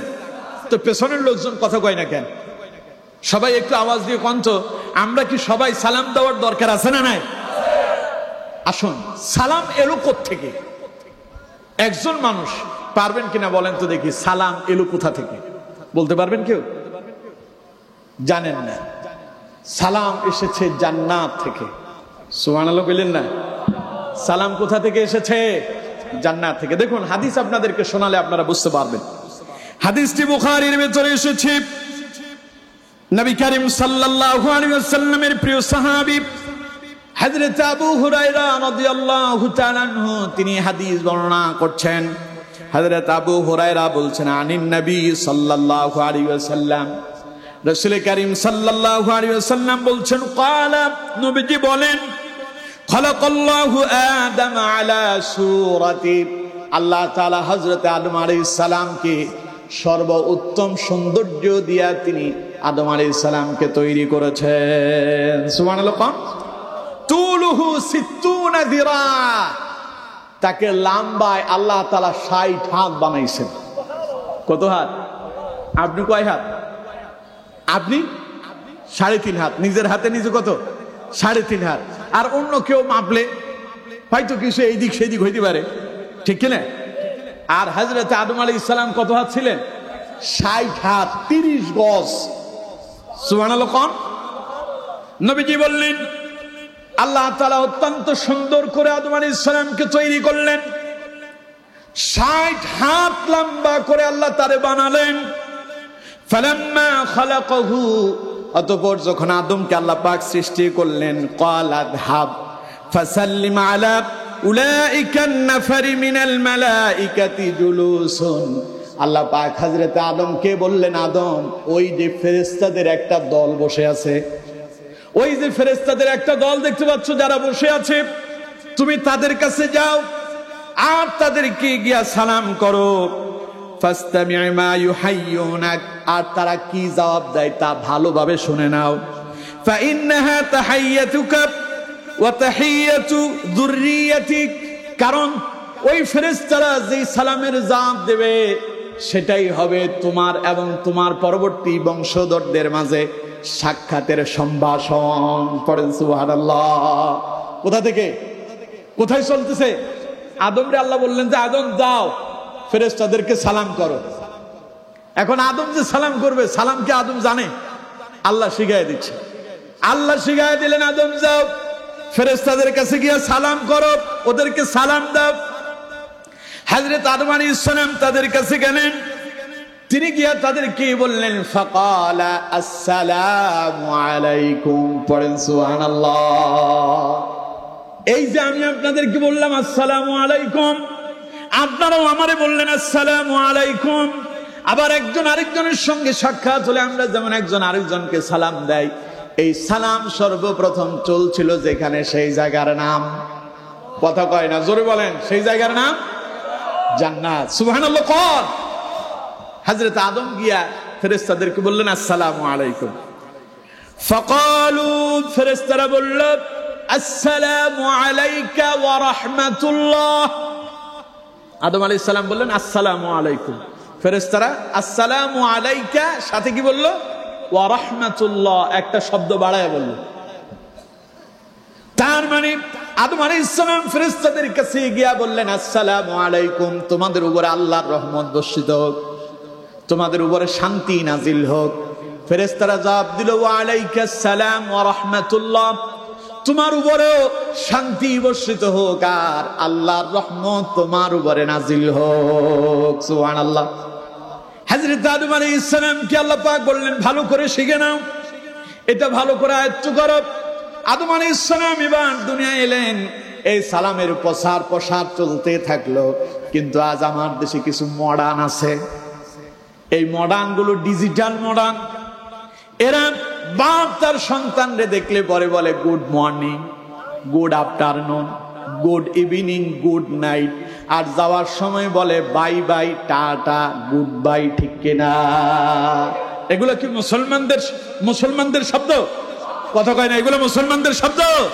এই শব্দগুলো হলো আমেরিকার, ইউরোপের, এগুলো হলো খ্রিস্টানদের, এগুলো হলো ইহুদিদের, এগুলো হলো অমুসলিমদের, এগুলো হলো পশ্চিমাদের। এটা মুসলমানদের সংস্কৃতি নয়। ঠিক কিনা? মুসলমানদের সংস্কৃতি হলে দেখা হলে, কথা কয় না, দেখা হলে আসসালামু আলাইকুম। এখন সকালবেলা মনে করেন একজন মানুষের বাপ মরছে। কি মরছে? বাপ মরছে। এখন আপনি তারে যে বললেন গুড মর্নিং, গুড মর্নিং মানে শুভ সকাল। এখন কন্ত্র দেখি এই মুহূর্তের তার সকালটা বাপ মরা মানুষটার খুব ভালো নাকি? কথা কয় না, ভালো। আপনি যদি তারে গিয়ে বলতেন আসসালামু আলাইকুম, তোমার উপরে আল্লাহ শান্তি নাজিল করুক, দোয়া হতো না? কথা কয় না, হতো না? কিন্তু আপনি যখন গুড মর্নিং কইলেন তখন তো তার ব্যাড মর্নিং চলতেছে, খারাপ সময় যাচ্ছে, আপনি বলতেছেন গুড মর্নিং। এইভাবে করে অপসংস্কৃতি ঢুকাতে গিয়া আজ আমার দেশের মুসলমানদের জবান থেকে ইসলামের এই সুমহান বাণী মুছে যাচ্ছে। আমরা এমন অনেকে আছি, বক্তব্য দিতে আসলে পরে প্রথমে সালাম না দিয়া খুতবা দেওয়া শুরু করে দেই, তারপরে বলি উপস্থিত সভাপতি অমুক তমুক, বলার পরে বলি আসসালামু আলাইকুম। আপনাদের এখানকার এক বক্তা এরকম করছিল, আমার আলোচনার আগে যারা আলোচনা করছিলেন তাদের ভেতরে একজন এরকম বলেছিলেন, যেটা আমি ভেতর থেকে শুনতে পেয়েছি।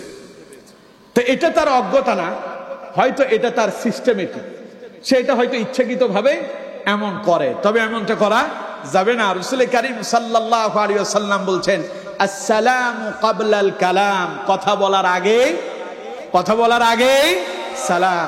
অনেকে চিন্তা করতেছে, হুজুর সালাম সম্পর্কে কি আমরা কম জানি, সালামের ওয়াজের দরকার কি? এরকম চিন্তা ভাবনা অনেকের আছে না? দুই একজন চিন্তা করতেছে আস্তে আস্তে বাড়ির দিকে চলে যায়, এই ওয়াজ আমরা সবাই জানি। মিয়া সাহেব মনে করছেন খালি সালাম দিলেন, যে একজন লোক বাংলাদেশ থেকে গেছে সৌদি আরব, যায় সেখানকার কোনো ভাষাই সেই বুঝে না, তো বাড়ি থেকে মা ফোন দিছে, আব্বা সৌদি আরবে তোর কেমন সময় কাটতেছে, সেখানকার ভাষা টাষা বুঝিস? কয় যে মা কি যে কও, এমন এক জায়গায় আসছি একেবারে একখান বাংলা কথাও নাই, খালি একটা আছে আসসালামু আলাইকুম। কি আছে? আসসালামু আলাইকুম। আসলে এটা কি বাংলা? কথা কয় না, এটা কি বাংলা? তা আপনি মনে করছেন আসসালামু আলাইকুম এটা বাংলা শব্দ, এটা দেখা হইলেই বললাম, আসলে এটা যে দোয়া তা আপনি আর আমি জানি না। এটা শুধু সালাম নয়, এটা জান্নাতে যাওয়ার হাতিয়ার। সুবহানাল্লাহ বলেন না? সালাম আপনাকে জান্নাত পর্যন্ত পৌঁছায় দেবে। নবী করিম সাল্লাল্লাহু আলাইহি ওয়াসাল্লাম বলছেন, ওয়াল্লাযী নাফসি বিয়াদিহি, ওই আল্লাহর নামে শপথ যার হাতে আমি মুহাম্মদের প্রাণ, যার হাতে আমার জীবন, সে আল্লাহর নামে শপথ করে বলছি, লা তাদখুলুল জান্নাতা হাত্তা তুমিনু, তোমরা ততক্ষণ পর্যন্ত জান্নাতে যেতে পারবে না যতক্ষণ পর্যন্ত না তোমরা মুমিন হতে পারবে। ওয়ালা তুমিনু হাত্তা তাহাব্বু, তবে তোমরা ততক্ষণ পর্যন্ত মুমিনও হতে পারবে না যতক্ষণ তোমাদের পরস্পরের মাঝে ভালোবাসা সৃষ্টি না হবে। তাহলে মুমিন হওয়ার জন্য কি লাগবে? ভালোবাসা। মুমিন হওয়ার জন্য কি লাগবে? ভালোবাসা। আর জান্নাতে যাওয়ার জন্য লাগবে ঈমান। জান্নাতে যাওয়ার জন্য কি লাগবে? যার অন্তরের ভিতরে যাররা পরিমাণ ঈমান থাকবে, দুনিয়ায় সে যত বদ আমল করছে, নামাজ পড়ে নাই, সুদ খেয়েছে, ঘুষ খেয়েছে, জানা করছে, ব্যভিচার করছে, অন্যায় করছে, অপরাধ করছে, এগুলার জন্য জাহান্নামে শাস্তি ভোগ করবে।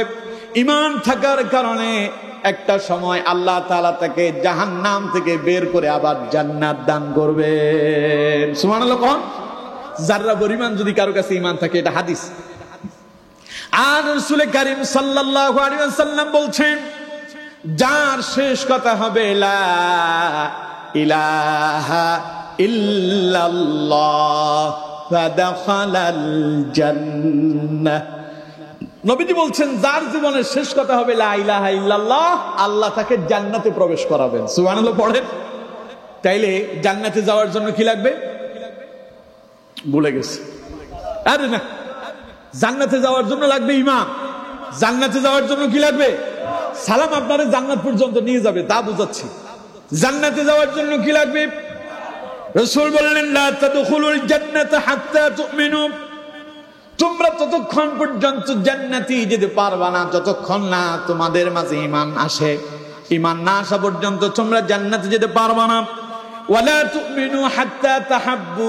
আর তোমরা ততক্ষণ পর্যন্ত ঈমানদার হতে পারবা না যতক্ষণ তোমাদের অন্তরে পরস্পরের জন্য ভালোবাসা সৃষ্টি না হবে। তবে রাসূলুল্লাহ বললেন, আওয়ালা আদুল্লুকুম আলা শাইইন ইযা ফাআলতুমুহু তাহাব্বাবতুম। আমি কি তোমাদেরকে এমন একটা পথ, নিদর্শন তোমাদেরকে বলে দেব না, এমন একটা পথ দেখা দেব না, এমন একটা কথা শেখা দেব না যে কথার মাধ্যমে তোমাদের পরস্পরের মাঝে ভালোবাসা সৃষ্টি হবে? নবীজি বললেন, তাহলে তোমরা শুনে নাও, আফশুস সালামা বাইনাকুম।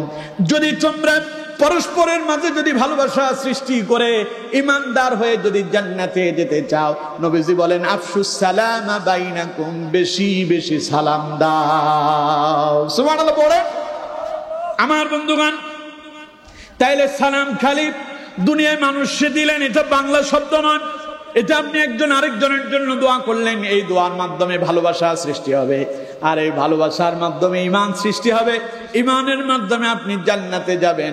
জান্নাতে গেলেও সালাম আছে না নাই? জোরে বলতে হবে, আছে না নাই? আপনাকে যখন জান্নাতে নিয়ে যাওয়া হবে, এই যে আপনারা দলবদ্ধভাবে কোরআনের মাহফিলে এসেছেন, কোরআনে আল্লাহ রাব্বুল আলামিন বলছেন, ওয়াসিকাল্লাযীনা তাকাউ রাব্বাহুম ইলাল জান্নাতি যুমারা হাত্তা ইযা জাউহা ওয়া ফুতিহাত আবওয়াবুহা ওয়া ক্বালা লাহুম খাযানাতুহা সালামুন আলাইকুম তিবতুম ফাদখুলুহা খালিদিন। চিল্লায়ে পড়েন আল্লাহু আকবার। আল্লাহ পাক বলছেন, ওয়াসিকাল্লাযীনা তাকাউ রাব্বাহুম ইলাল জান্নাতি যুমারা। যখন জান্নাতীদেরকে দলবদ্ধভাবে জান্নাতের দিকে নিয়ে যাওয়া হবে, হাত্তা ইযা জাউহা ওয়া ফুতিহাত আবওয়াবুহা, তারা যখন জান্নাতের দরজার সামনে দাঁড়াবে। কোথায় দাঁড়াবে? সবাই বলেন কোথায়? জান্নাতীরা যখন জান্নাতের দরজার সামনে গিয়ে দাঁড়াবে, তখনই জান্নাতের ফেরেশতারা তাদেরকে দেখতে পাবে। তাদেরকে দেখে জান্নাতের দরজা খুলে দেবে আর বলবে, হাত্তা ইযা জাউহা ওয়া ফুতিহাত আবওয়াবুহা ওয়া ক্বালা লাহুম খাযানাতুহা সালামুন আলাইকুম তিবতুম ফাদখুলুহা খালিদিন। আল্লাহু আকবার। ফেরেশতারা তাদেরকে দেখেই সালাম দিবে। তাদেরকে সালাম দিয়ে বলবে, ফাদখুলুহা খালিদিন, সালামুন আলাইকুম তিবতুম ফাদখুলুহা খালিদিন। যাও আল্লাহর জান্নাতি সুস্বাচ্ছন্দ্যের ভেতরে থাকো, চিরস্থায়ী জান্নাতের ভেতরে তোমরা প্রবেশ করো। সুবহানাল্লাহ পড়ে। তাহলে দুনিয়ায় যদি সালামের প্রসার ঘটাতে পারেন, তার মাধ্যমে একজনের সাথে আরেকজনের মহব্বত সৃষ্টি হবে। এই মহব্বতের মধ্য দিয়ে ঈমান আসবে, আর এই ঈমানের মধ্য দিয়ে জান্নাতে যাবেন। আর জান্নাতে গেলে আপনি সালাম দেওয়ার আগে আল্লাহর ফেরেশতারা আপনারে সালাম জানাবে। সুবহানাল্লাহ।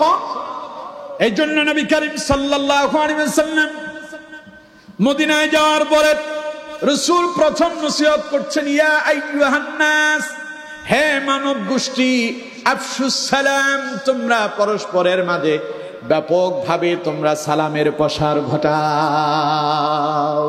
এই গেল একটা। দ্বিতীয় নাম্বার, নবীজি বললেন ওয়াতাইমুত তাআম, আর তোমরা ক্ষুধার্তদেরকে খাবার দাও। ক্ষুধার্তদেরকে কি দাও? দেন আপনারা? কথা কয় না, দেন? ক্ষুধার্তদেরকে খাবার খাওয়াবেন। ক্ষুধার্তদেরকে খাবার দেওয়া এটা ছোটখাটো কোনো ইবাদত নয়। রাসূল কারীম সাল্লাল্লাহু আলাইহি ওয়াসাল্লাম বলছেন এটা হলো ইসলামের ভেতরে সর্বোত্তম ইবাদত। সুবহানাল্লাহ পড়ে। বুখারীর বর্ণনা, নবী করিম সাল্লাল্লাহু আলাইহি ওয়াসাল্লামের কাছে একজন সাহাবী এলেন। আন্না রাজুলান সালান নবী সাল্লাল্লাহু আলাইহি ওয়াসাল্লাম আইয়ুল ইসলামি খায়রুন।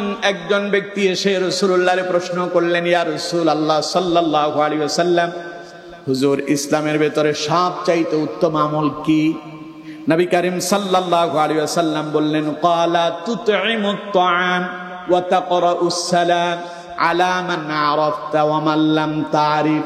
নবীজি বললেন ইসলামের ভেতরে সবচাইতে উত্তম শ্রেষ্ঠ একটি আমল হলো ক্ষুধার্তদেরকে খাবার দাও, আর পরিচিত অপরিচিত যাকেই দেখো তাকেই সালাম দাও। সুবহানাল্লাহ পড়ে। সালামও শ্রেষ্ঠ ইবাদত, পাশাপাশি ক্ষুধার্তদেরকে খাবার দাও শ্রেষ্ঠতম একটি ইবাদত। সুতরাং ক্ষুধার্তরা যখন খাবার চায় তাদেরকে আপনি খাবার না দিয়া কখনো তাদেরকে তাড়ায়া দিবেন না। যদি তাদেরকে খাবার না দিয়ে ক্ষুধার্তদেরকে যদি তাড়ায়া দেন, বিপদ আছে না নাই? সবাই বলেন আছে না নাই? আজও আমার সবার সঙ্গে আমার মিডিয়া ম্যান, আমি বলতেছিলাম মাঝে মধ্যে কেউ যখন আমার কাছে যখন সাহায্য চায় আমি ভয় পাই। আমি ভয় পাই এই জন্য, যদি তারে যদি না দেয়, আল্লাহ যদি আমার জিজ্ঞাসা করে তুই তারে খাবার দিলি না কেন, জিজ্ঞাসা করবে, এটা হাদিস। আশ্চর্য হয়ে যাবেন আপনারা। দেখুন হাদিসটা আপনাদেরকে শোনাই। নবী করিম সাল্লাল্লাহু আলাইহি ওয়াসাল্লাম বলছেন, এই হাদিসটি মুসলিমের ভেতরে এসেছে, ইবনে হিব্বানে এসেছে, আদাবুল মুফরাদের ভেতরে এসেছে, সহিহ আত-তারগীবের ভেতরে এসেছে, সহিহ আল জামির ভেতরে এসেছে, সহিহ আস-সাগীরের ভেতরে এসেছে। রাসূল করিম সাল্লাল্লাহু আলাইহি ওয়াসাল্লাম বলছেন কিয়ামতের দিন আল্লাহ পাক কিছু মানুষদেরকে পাকড়াও করবেন, আর তাকে বলবেন, আমার বান্দারে, আমি তো একদিন তোমার কাছে গিয়েছিলাম ক্ষুধার্ত অবস্থায়, আমি তোমার কাছে খাবার চেয়েছিলাম, আমার বান্দা তুমি তো সেই দিন আমারে খাবার দাও নাই, কেন আমারে খাবার না দিয়া তুমি তাড়ায় দিয়েছ? আল্লাহর বান্দা বলবে, আল্লাহ আপনি হলেন রব্বুল আলামিন, আপনি বিশ্বের স্রষ্টা, আপনি হলেন আমাদের রব, तमाम পৃথিবীর আপনি প্রতিপালক, কি করে আপনি আমার কাছে গেলেন? আমি তো আপনারে দেখি নাই, কেমনে আমি আপনারে আপ্যায়ন করব? আমি তো আপনারে পাই নাই। আল্লাহ পাক বলবেন তখন, আমার বান্দার, ওই যে তোমার কাছে একজন দরিদ্র মানুষ আসছিল, ওই যে তোমার কাছে চৈটং বাজার থেকে বটতলি যখন স্কুল মাঠে তুমি যখন কোরআনের আলোচনা শোনার জন্য কোরআনের ময়দানের দিকে যাচ্ছিলে, একজন মানুষ তোমারে ডেকে বলেছিল আমি একটু চা খাবো, আমারে 10টা টাকা দাও, অথবা আমার এক কাপ চার সাথে একটা বিস্কিট কিনে দাও। তুমি তো সেই মানুষটারে খাবার দাও নাই। ওই ক্ষুধার্ত মানুষটারে সেই দিন যদি খাবার দিতে, সেই খাবারটা ওই ক্ষুধার্ত মানুষের নয়, বরং আমি আল্লাহকেই তুমি দিতে, আজ এই কিয়ামতে আমি আল্লাহ তোমারে তা ফেরত দিয়ে দিতাম। সুবহানাল্লাহ। এর জন্য আমার বন্ধুগণ, মানুষ যদি আপনার কাছে খাবার চায়, ওই মানুষদেরকে খাবার দেবেন, না হলে কিয়ামতের দিন পাকড়াও হওয়ার সম্ভাবনা আছে না নাই? সবাই বলেন না কেন, আছে না নাই? এর জন্য আমার বন্ধুগণ, ক্ষুধার্তদেরকে খাবার দেওয়া শ্রেষ্ঠতম একটি ইবাদত। নবী করিম সাল্লাল্লাহু আলাইহি ওয়াসাল্লাম বললেন, ওয়াতাইমুত তাআম, তোমরা ক্ষুধার্তদেরকে খাবার দাও। আর যদি আপনি ক্ষুধার্তদেরকে খাবার দিতে পারেন, জান্নাত থেকে, জান্নাতের একটা নহর থেকে আপনাকে যিনি পানি পান করাবেন, শরবত পান করাবেন, তিনি কে? কোরআনুল কারীমের সূরা দাহরের ভেতরে আল্লাহ রাব্বুল আলামিন অত্যন্ত চমৎকার ভাবে বলছেন, ইন্নাল আবরারা ইয়াশরাবুনা মিন কাসিন কানা মিজাজুহা কাফুরা عينا يشرب بها عباد الله يفجرونها تفجيرا। আল্লাহ পাক বলছেন, নিশ্চয়ই ইন্নাল আবরারা ইয়াশরাবুনা মিন কাসিন কানা মিজাজুহা কাফুরা, আমি তাদেরকে কাফুর নামক নহর থেকে আমি আল্লাহ রাব্বুল আলামিন তাদেরকে মিশ্রিত পানীয় পান করাবো। বলেন সুবহানাল্লাহ। তাফসীরের ভেতরে এসেছে ওই কাফুর নামক সে নহরটা হবে, ওই নহরের পানিগুলো হবে ঠান্ডা শীতল। ওই পানির ভেতরে আল্লাহ রাব্বুল আলামিন এমন এক সংমিশ্রণ করবেন, ওই যে আপনারা বাড়িতে ট্যাঙ্ক গুলেন, শরবত বানান, বিভিন্ন ফ্লেভারের বাজারে ট্যাঙ্ক পাওয়া যায় না? বিভিন্ন ফ্লেভারের আছে। আপনি চাইলে কাঁচা আমেরটাও পাবেন, পাকা আমেরটাও পাবেন, আপনি চাইলে কমলার স্বাদও পাবেন, আপনি চাইলে মালটার স্বাদেরটাও কিনতে পারবেন, চকলেটের স্বাদ নিতে চান তাও আপনি কিনতে পারবেন, যেটা মনে চায় সেটাই আপনি কিনতে পারবেন।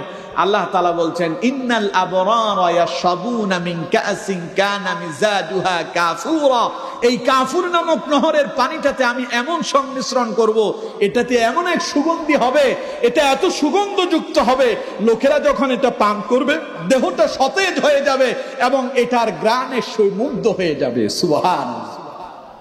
এখানেই শেষ নয়, আইনাই ইয়াশরাবু বিহা ইবাদুল্লাহ, আল্লাহ তার প্রিয় বান্দাদেরকে এখান থেকে পানি পান করাবেন।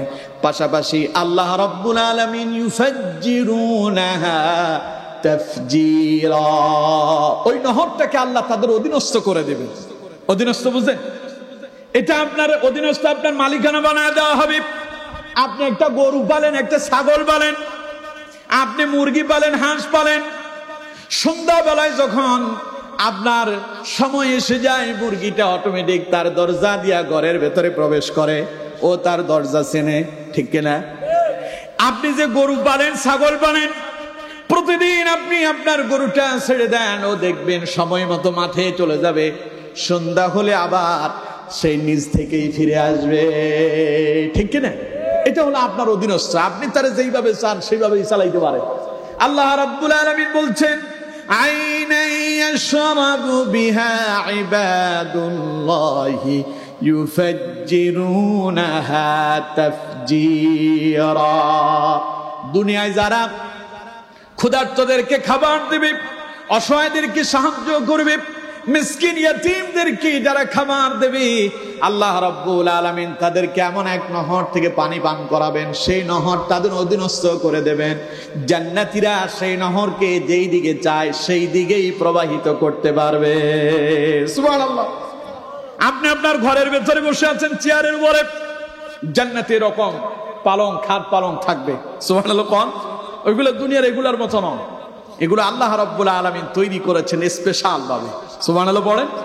জান্নাতের একটা ইট স্বর্ণের তো আরেকটা রূপা। সুবহানাল্লাহ বাড়ি যেয়ে বলবেন নাকি?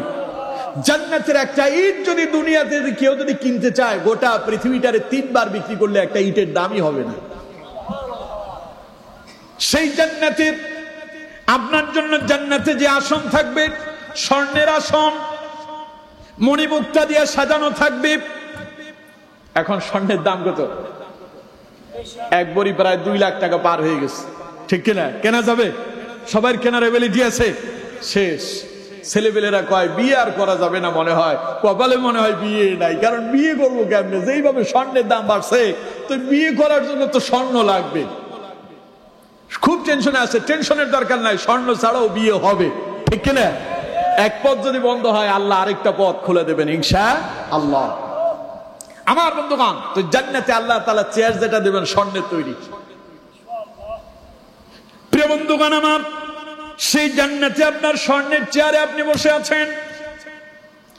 আপনি এখন ঘরের ভেতরে যান, দরজা খোলার পরে স্ত্রীর বলা লাগবে আমার স্ত্রী 1 গ্লাস পানি দাও। বউ এখন ঘুমের ভেতর থেকে উঠে আপনার জন্য দরজা খুলছে, বেচারি এখন আপনার জন্য দরজা খুলে দিয়ে কি একখান বিপদে পড়ছে, এবার পানি আনতে হবে। সেই যখন ডাইনিং টেবিলের কাছে গেল, গিয়ে দেখলো জগের ভেতরে পানি নাই, এবার তারে যেতে হবে টিউবওয়েলের কাছে, টিউবওয়েল থেকে পানি নিয়ে আসবে। এদিকে আপনার গলা শুকায় যাচ্ছে, আপনি বলবেন পানির তৃষ্ণায় বাঁচি না, এই বেটি পানি সময় মতো দিতে পারিস না, ঘরের ভেতরে ঘুমায় পড়ছিস, টেবিলে পানি রাখিস নাই, মরার সময়ও পানি ছাড়া মরা লাগবে, ঠিক কিনা? কিন্তু জান্নাতে যখন যাবেন, কাউকে আপনার ডাকতে হবে না, কাউকে আপনার বলতে হবে না, আল্লাহ রাব্বুল আলামিন বলছেন আইনা ইয়াশরাবু বিহা ইবাদুল্লাহি ইউফাজ্জিরুনাহা তাফজীরা। এমন এক নহর থেকে আমি আমার বান্দাদেরকে পান করাবো, সেই নহর তাদের অধীনস্থ করে দেব। ওরা চাইলে তাদের বিছানার পাশ দিয়েও নহরটারে প্রবাহিত করতে পারবে। ওটার জন্য আপনার ওই যে আপনি টালি নিয়ে যান, কোদাল নিয়ে জমিনে যান, আপনি খন্তা কুড়াল নিয়ে যান, কাশি নিয়ে যান, কিচ্ছু নিতে হবে না, আলাদা ড্রেন কাটতে হবে না, পরিশ্রম করা লাগবে না। আঙ্গুল দিয়ে ইশারা দিয়া বলবেন পানি আপনার ঘরের বাইর দিয়ে প্রবাহিত হচ্ছে, আপনি ওই নহরটাকে ডেকে বলবেন এই ঝর্ণা দ্বারা ওই দিক দিয়ে কেন যাস, আমার বিছানার চতুর্দিকে ঘুরে ঘুরে যা। আপনি বলতে দেরি হবে, ওই নহরগুলো আপনার চতুর্দিকে বিছানার, আপনার খাট পালং, আপনার ঘরের আশেপাশে চতুর্দিকেই বিচরণ করতে দেরি করবে না। কখন দেবেন আল্লাহ এটা? যদি ক্ষুধার্তদেরকে খাবার দেন। সুবহানাল্লাহ কইলেন না? সুতরাং আমার বন্ধুগণ, রাসূল করিম সাল্লাল্লাহু আলাইহি ওয়াসাল্লাম বললেন আফশুস সালাম, একে অপরকে সালাম দাও। দ্বিতীয় নাম্বার বললেন ওয়াতাইমুত তাআম, আর ক্ষুধার্তদেরকে খাবার দাও। 3 নাম্বার বললেন ওয়াসিলুল আরহাম, আত্মীয়তার সম্পর্ক বজায় রাখো। কিসের সম্পর্ক? আত্মীয়তার সম্পর্ক। বুঝেন তো? আত্মীয়তার সম্পর্ক বুঝেন তো? আপনার মা, খালা, দাদা, চাচা, নানা, জ্যাঠা যা আছে এগুলো সব আপনার সম্পর্কের আত্মীয়। এদের সাথে ভালো ব্যবহার করতে হবে, এদের সাথে সম্পর্ক বজায় রাখতে হবে। অনেকে বলবে হুজুর কি আবার বাপ চাচার সঙ্গে কি বলেন, আপনার ওই চাচা, জ্যাঠা, নানা, দাদা, খালা ওদের সঙ্গে সম্পর্ক রাখবে। বাপের সাথে সন্তানের সম্পর্ক নাই, মায়ের খবরই নাই না। উনি এখন উনি বাসা বাড়িতে থাকে, বউ তার আপন হয়েছে, মা তার দুশ্মন হয়ে গেছে। এইরকমও কিছু শয়তান আমাদের দেশে, আপনাদের টইটঙে পেকুয়াতে তো নাই, আছে? কি বদমাশ, কি শয়তানের শয়তান হয়েছে। বউ যা কয় তা ঠিক, কিন্তু মা যা কয় সব বেঠিক। মায়ের কথাই শুনতে পারে না, মা তার কাছে বিষ হয়ে গেছে। বউ একখান পাইয়া মারে ভুলে গেছে। আচ্ছা কম তো দেখি, বউ বড় আপন না মা বড় আপন? মায়ের চাইতে আপন আর কেউ আছে? জোরে বলেন আছে? মায়ের ঋণ পরিশোধ করতে পারবেন? বউ পাওয়ার পরে বউরে এত আপন করছে, এখন মা শত্রু হয়ে গেছে। খবরদার, বউয়ের যে হক আছে তা আদায় করবেন, কিন্তু মায়ের অধিকার আগে দেখতে হবে। বুঝতেছেন আমার কথা? অসুবিধা হচ্ছে আপনাদের? সুতরাং আমার বন্ধুগণ, অনেকে বলবেন হুজুর আত্মীয় স্বজনের খবর নেব কি, মায়েরই খবর নেই না। খবরদার, এমনটা করা যাবে না। রাসূল বলছেন হুমা জান্নাতুকা ওয়া নারুকা, মা তোমার জান্নাত, মা তোমার জাহান্নাম। ঘরের ভেতরেই জান্নাত আর জাহান্নাম পড়ে আছে। যদি কাম যদি ঠিকভাবে করতে পারো, মারে খুশি রাখো, বাবারে খুশি করতে পারলেই আল্লাহর জান্নাত তোমার জন্য খোলা হয়ে যাবে। সুবহানাল্লাহ। তো মা বাবার সাথে ভালো সম্পর্ক রাখবেন, পাশাপাশি আত্মীয়তার হক বজায় রাখবেন। ওয়াসিলুল আরহাম, নবীজি বললেন আত্মীয়তার সম্পর্ক তোমরা বজায় রাখো। আত্মীয়তার সম্পর্ক বজায় রাখলে কি হবে? এক হাদিসের ভেতরে এসেছে, নবীজি বলেছেন কেউ যদি তার হায়াতটাকে বৃদ্ধি করতে চায়, তার রিজিক যদি বাড়ায় নিতে চায়, সে যেন আত্মীয়তার সম্পর্ক বজায় রাখে। আত্মীয়তার খোঁজ খবর নেবেন, আত্মীয় স্বজনের সাথে ভালো সম্পর্ক রাখবেন, ওদেরকে দেখাশোনা করবেন, বিপদে আপদে কাছে যাবেন, খোঁজ খবর নেবেন। রাসূল বলছেন তাইলে তোমার সম্পদও বাড়বে, হায়াতও বাড়বে। সুবহানাল্লাহ কয় না কে? ডাক্তারের কাছে যান, ওষুধ খান, কত কিছু করতেছেন, হাই হাই কোনো কাম হয় না। আত্মীয়তার সম্পর্ক আপনার নাই, বাপ 14 গোষ্ঠীর কারোর সাথে আপনার ভালো সম্পর্কই নাই, কারো খোঁজই নেন না, তা আপনার হায়াত বাড়বে কেমনে? কিছুদিন পরে এমনি ঠুস করে মরে যাবেন। রাসূল বলেছেন হায়াত যদি বাড়াতে চাও, আত্মীয়তার সম্পর্ক বজায় রাখো। যদি রিজিক বাড়াতে চাও, আত্মীয়তার সম্পর্ক বজায় রাখো। এই কাজটা আমরা করতে পারবো ইনশাআল্লাহ। কয়টা গেল? 3টা। 1 সালাম, 2 ওয়াতাইমুত তাআম, ক্ষুধার্তদেরকে খাবার দেওয়া, 3 ওয়াসিলুল আরহাম, আত্মীয়তার সম্পর্ক বজায় রাখা। 4 নাম্বার রাসূল বলছেন ওয়াসাল্লু বিল-লাইলি ওয়ান-নাসু নিয়ামুন, মানুষ যখন ঘুমিয়ে যাবে তখন গভীর রাতে নামাজে দাঁড়ায়া যাও। সুবহানাল্লাহ। গভীর রাতে নামাজ আদায় করো। মানুষ যখন ঘুমিয়ে যায় তখন নামাজে দাঁড়ায়া যাও। নবীজি বলেন এই 4টা কাজ যারা করবে, মানুষকে সালাম দেবে, ক্ষুধার্তদেরকে খাবার দেবে, আত্মীয়তার সম্পর্ক বজায় রাখবে, আর রাত্রিবেলা নামাজে দাঁড়ায় যাবে। রাসূলুল্লাহ বলেছেন তাদখুলুল জান্নাতা বিসালাম, আনন্দে আনন্দে নাচতে নাচতে খুশিতে জান্নাতে ঢুকে যাও। আরো আস্তে কোন সুবহানাল্লাহ। কয়টা কাজ সবাই বলেন, কয়টা? আগের গুলোতে ঈমান তো লাগবে, ঈমান ছাড়া জান্নাতে যাওয়া যাবে না। এটা হাদিসে ব্যাখ্যা আপনাদেরকে দিয়েছি, কিন্তু প্রত্যেকটা কথার পেছনে ব্যাখ্যা দিয়েছে। এখন আর গভীর রাত করবো না, 12:30 বাজে, এখনই শেষ করবো ইনশাআল্লাহ। 1 নাম্বার, রাসূল বললেন ইয়া আইয়ুহান নাস আফশুস সালাম, হে মানব গোষ্ঠী বেশি বেশি সালাম দাও। ওয়া আতঈমুত তাআম, ক্ষুধার্তকে খাবার দাও। ওয়াসিলুল আরহাম, আর আত্মীয়তার সম্পর্ক বজায় রাখো। ওয়াসাল্লু বিল্লাইলি ওয়ান নাসু নিয়ামুন, মানুষ যখন ঘুমায় যায় তখন নামাজে দাঁড়াও। তাদখুলুল জান্নাতা বিসালাম, এই 4টা কাজ করলেই হাসতে হাসতে আনন্দে জান্নাতে ঢুকে যাও। প্রথম রাসূল মদিনায় এসে এই কথাগুলো বলেছেন। সুতরাং আমার বন্ধুগণ, আসুন এই 4টা কাজ আমরা সকলে ঐক্যবদ্ধভাবে যার যার জায়গা থেকে করার জন্য চেষ্টা করবো ইনশাআল্লাহ। আমরা অভাবীদেরকে খাবার দেওয়ার চেষ্টা করব, আত্মীয় স্বজনের সাথে সুসম্পর্ক বজায় রাখবো, আমরা মানুষের সঙ্গে সাক্ষাৎ হলে সালাম দেব, গভীর রাতে নামাজে দাঁড়ানোর জন্য চেষ্টা করব। আল্লাহ তাআলা এই 4টা কাজ আমাদের সকলকে আমাদের জীবনের ভেতরে, আমাদের প্রত্যেকের এই বডির ভেতরে আল্লাহ তাআলা তৈরি করার তৌফিক দান করেন, বলেন আমিন।